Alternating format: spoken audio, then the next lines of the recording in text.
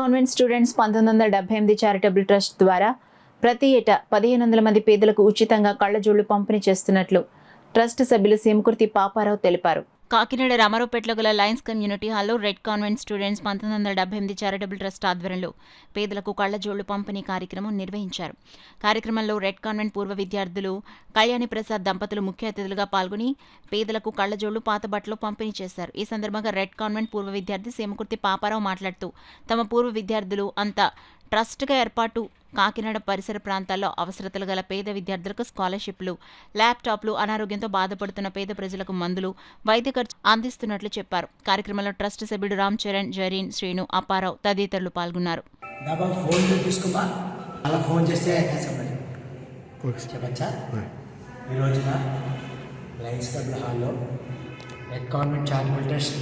సంయుక్త ఆధ్వర్యంలో కళ్ళజోళ్ళు clothes distribution జరిగింది. ఇది 1978 రెడ్ కాన్వెంట్ స్టూడెంట్స్ అందరూ కూడా ఒక ట్రస్ట్గా ఫార్మ్ అయ్యి అందరికీ కూడా కళ్ళజోళ్ళు, క్లాత్స్, నెక్స్ట్ చిల్లర ల్యాప్టాప్స్ అన్నీ ఇస్తున్నారు. ఈ విధంగా మన రెడ్ కాన్వెంట్ చారిటబుల్ ట్రస్ట్ కూడా ఈ చెప్తున్న సేవా కార్యక్రమం సహకారం జరుగుతుంది.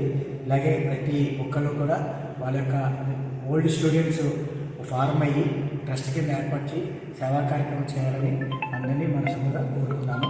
ఈ రోజున ఈ ఫంక్షన్కి మా red convent charitable member Kalyani గారు, చరణ్ గారు, ప్రసాద్ గారు హాజరయ్యారు.